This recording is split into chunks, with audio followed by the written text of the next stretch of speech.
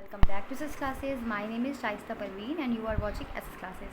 So all my dear students, today I will discuss the physics class 8 ICSE board. The name of chapter is physical quantities and measurements.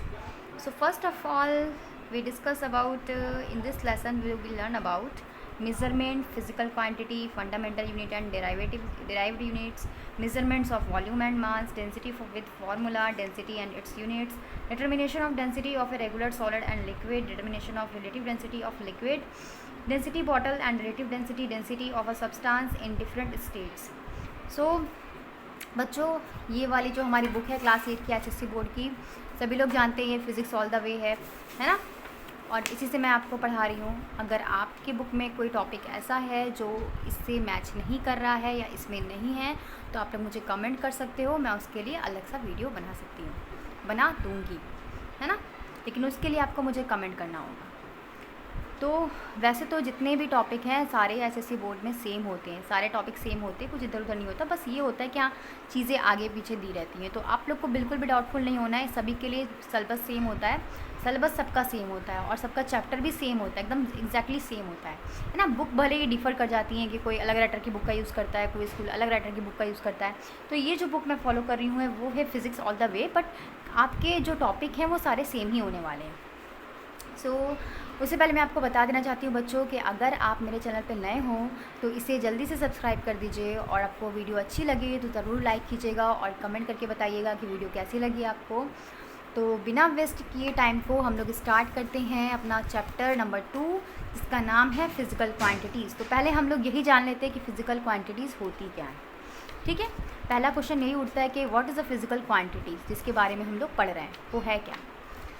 शायद light नहीं जल रही, मुझे एक minute. Okay, हाँ अब clear दिख रहा होगा, है ना. सो फिज़िकल क्वांटिटीज़ को हम लोग डिस्क्राइब कर सकते हैं physical properties of an object by measurement it's consist of. Physical quantities किसी भी जो है ऑब्जेक्ट का वो फिज़िकल प्रॉपर्टीज़ होती है जिसको हम लोग मीज़र करते हैं, जिसको हम लोग मापते हैं, है ना. ये दो टाइप से, दो चीज़ों से मिलकर बनी होती है. एक होता है मैग्नीट्यूड, जो कि है किसी ऑब्जेक्ट का अमाउंट.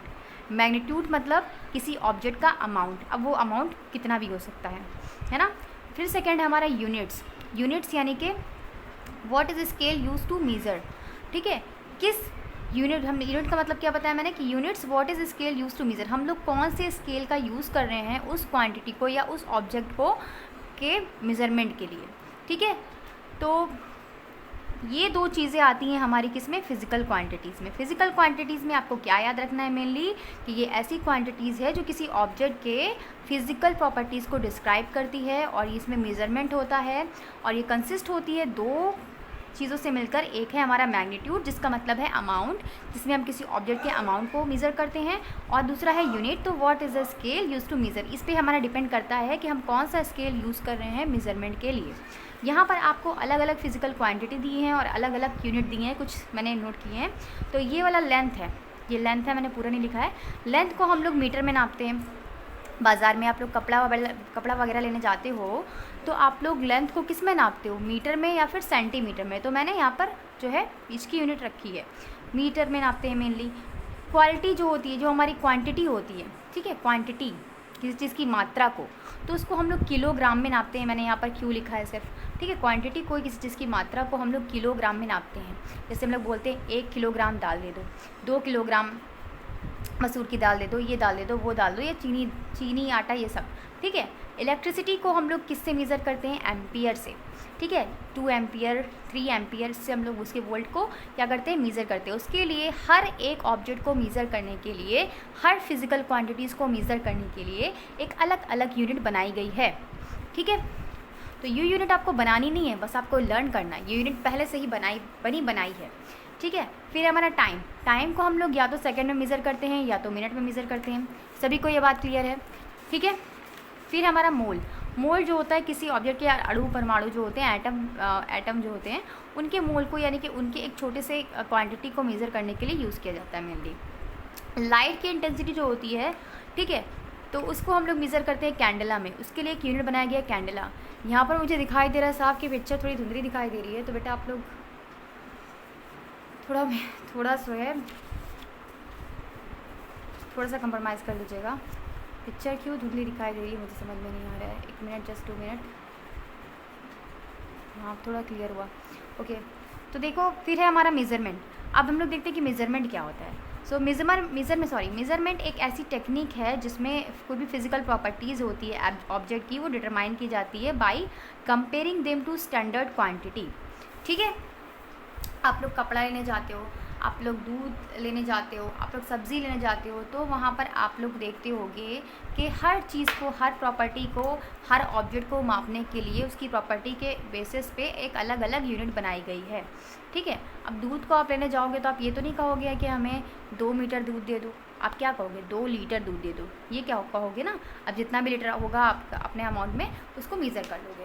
सो ये एक ऐसी टेक्निक है जिससे हम लोग इजीली किसी भी बड़े से बड़े ऑब्जेक्ट को जो है डिटरमाइन कर सकते हैं और कंपेयर कर सकते हैं उसकी स्टैंडर्ड क्वांटिटी से, है ना, जो बड़ी बड़ी क्वांटिटी होती है उसकी स्टैंडर्ड क्वांटिटी से। तो ये सिंपल सी डिफिनेशन थी फिजिकल क्वांटिटीज़ एंड मेजरमेंट की। अब हम लोग आते हैं अपनी बुक पे, देखते हैं ज़रा हमारी बुक क्या कहती है। चलो, यहाँ पर तो आप लोग बेटा यही सब दिया हुआ है, यहाँ से स्टार्ट करते हैं। क्योंकि स्टैंडर्ड क्वांटिटी जो होती है कांस्टेंट क्वांटिटी, जो मतलब बदलती नहीं है ना, जो हमेशा क्या रहेगी, बदलेगी नहीं, ये सेम ही रहेगी। आप अमेरिका में भी जाओगे ना दूध लेने तो वो लीटर में ही मेज़र करेगा। ऐसा नहीं है कि हमारे इंडिया में जो है वो लीटर में मेज़र कर रहा है तो वहाँ पर मीटर में मेज़र करेगा, ऐसा कुछ नहीं है। Use for comparison is called unit. ठीक है, इसको हम लोग कंपेरिजन के लिए यूज़ करते हैं, इससे हम लोग क्या बोलते हैं, यूनिट बोलते हैं। फिर देखो क्या है, So measurement is the comparison of an unknown quantity with a known standard quantity or unit. Measurement एक comparison है, ठीक है, unknown quantity का with a known standard quantity or unit. ठीक है, in order to express result of measurement must be known.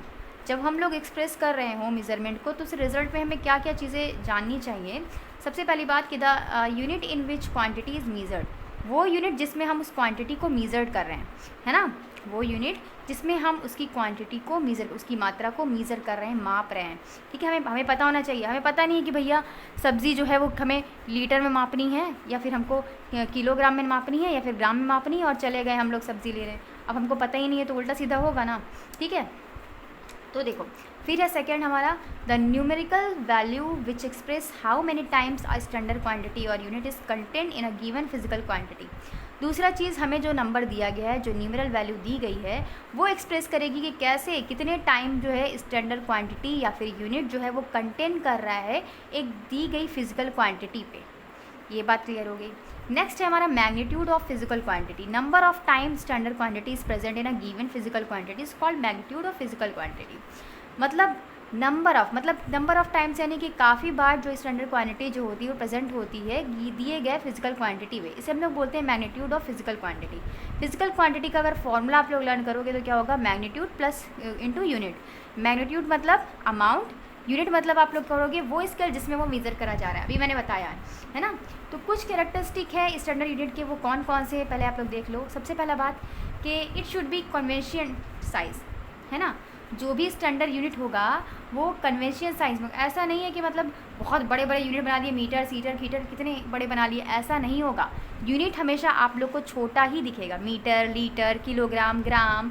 ठीक है, हमेशा आप लोग को क्या मिलेगा, छोटा ही छोटा मिलेगा। लाइक हम लोगों ने बताया ना कि हम लोग को और कौन कौन सा मोल था, सेकंड था, एम्पियर, मीटर, सेंटीमीटर, ये सारा हम लोग को छोटा। ऐसा तो नहीं कि बहुत बड़े बड़े यूनिट बना दिए गए हों, ऐसा नहीं किया जाएगा। ठीक है, तो जो स्टैंडर्ड यूनिट है उनके साइज़ क्या होगा, कन्वेंशन साइज़ होगा, बहुत छोटा होगा, है ना। It should not change with respect to place and time. दूसरी बात मैंने ये क्या बताई कि हम लोग अगर यहाँ से कहीं और जाते हैं तो वहाँ पर भी हम लोग सब्जियों को या फिर दूध वगैरह को या फिर जो भी हमारे जो है ज़रूरतमंद की चीज़ें हैं, जो भी फिजिकल क्वांटिटीज़ है, लेंथ माप रहे हैं, किसी की हम लोग इंटेंसिटी माप रहे हैं, किसी का हम लोग हाइट माप रहे हैं, तो उसको हम लोग सेम यूनिट में मापेंगे। ठीक है, ऐसा नहीं है कि हम लोग कहीं और जाएंगे तो उसका यूनिट बदल जाएगा, लीटर से मीटर में बदल जाएगा, मीटर से लीटर में बदल जाएगा, ऐसा कुछ नहीं होगा। ठीक है, तो it should not be change with respect to place and time. Third है इसकी क्वालिटी, क्या थर्ड कैरेक्टरिस्टिक क्या है इसका, it should be possible to definite without any doubt. ठीक है, ये क्या होता है, इसको हम लोग डिफाइन कर सकते हैं बिना किसी डाउट के। हमें पता है कि मीटर में हम लोग कपड़े को ही नापते हैं, है ना, सेंटीमीटर में हम कपड़े को ही नापते हैं, मीटर जो इसकी बीच की यूनिट है और सेंटीमीटर जो इसकी छोटी होती है ना। ये हम लोग को याद रहेगा, ये हम लोग की डिफाइन होगा, इससे डाउट क्लियर नहीं होगा। नेक्स्ट है हमारा फोर्थ पॉइंट है कि it should not B perishable मतलब इसका ये नहीं कि शेप जो चेंज हो रहा है किसी भी ऑब्जेक्ट का तो उसके शेप के अनुसार फिर इसका हमारा यूनिट भी चेंज हो जाएगा, ऐसा कुछ नहीं है। It should be easily reproduce, ठीक है। इसका यूज़ हम लोग क्या क्या कर सकते हैं, इसका हम लोग ईजिली रिप्रोड्यूस कर सकते हैं, ईजिली इसको हम लोग जो है यूज़ कर सकते हैं। फिर है हमारा फंडामेंटल यूनिट्स। फंडामेंटल यूनिट्स क्या होता है बेटा, तो देखो फंडामेंटल यूनिट्स जो होता है एक ऐसा यूनिट होता है जो इंडिपेंडेंट होता है किसी भी अदर यूनिट से और which can be neither can be change, ठीक है, into any things more basic or fundamental units. ये जो है चेंज भी नहीं होता, ठीक है। There are 7 fundamental units, 7 fundamental units हैं। वो कौन कौन से हैं, मास है, लेंथ है, टाइम है, टेम्परेचर है, ल्यूमिनस इंटेंसिटी है, इलेक्ट्रिक करंट है एंड अमाउंट ऑफ सब्सटेंस, किसी भी सब्सटेंस का अमाउंट है, उसकी मात्रा है। सो आप लोग को ये 7 फंडामेंटल यूनिट्स याद करने हैं। आपको क्या पता है फंडामेंटल यूनिट्स क्या होते हैं, वो units which are independent of any other units, जो किसी और यूनिट से क्या हो, इंडिपेंडेंट हो एकदम, है ना, और which can neither be change, और जो कभी चेंज ना हो, into anything more basic or, ठीक है। ये बहुत बेसिक से हैं, फंडामेंटल यूनिट्स कहलाते हैं। ये मेनली 7 हमारे फंडामेंटल यूनिट्स हैं, हम लोग को लर्न करने हैं कौन कौन से, याद कर लीजिएगा। मास जिसमें हमारा भार होता है, लेंथ लंबाई, टाइम यानी कि हम लोग समय, टेम्परेचर यानी कि तापमान, ल्यूमिनस इंटेंसिटी यानी कि लाइट की जो क्वांटिटी होती है उसको मेज़र करने के लिए किया जाता है, इलेक्ट्रिक करंट सबको पता है किस लिए यूज़ किया जाता है, इलेक्ट्रिसिटी को मापने के लिए, और अमाउंट ऑफ सब्सटेंस यानी किसी सब्सटेंस की क्वांटिटी। सब्सटेंस वो हमारा फ़ोन का कवर भी हो सकता है, हमारा फ़ोन भी हो सकता है, ठीक है, तो वो हम लोग मेज़र कर सकते हैं अलग अलग, ठीक है। अब हमारा नेक्स्ट है डेराइवेटिव यूनिट्स। डेराइवेटिव यूनिट्स क्या होता है, इसको हम लोग नेक्स्ट वीडियो में डिस्कस करेंगे, क्योंकि वीडियो ज़्यादा लेंथी नहीं होनी चाहिए, वीडियो इतनी ही रहनी चाहिए कि आपको बहुत समझ में आ जाए। थोड़ा ब्रेक ले लेके पढ़ते हैं ना तो माइंड में सब कुछ घुसता है, एक साथ सारा चीज़ें अगर पढ़ा दी जाए आपको बच्चा तो आप लोग के दिमाग में भी नहीं होगा। ये साइंटिफिक रीज़न है कि 1 घंटे से ज़्यादा जो है आप लोग पढ़ोगे तो आपके दिमाग में कुछ घुसेगा ही नहीं। तो हम लोग के एग्ज़ाम में हम लोग क्या करते थे कि बीच में ब्रेक 1 घंटा हो गया तो बस 10-15 मिनट इधर उधर घूम लिया, कुछ खा पी लिया और फिर बैठ गए अपनी जगह पे पढ़ने के लिए।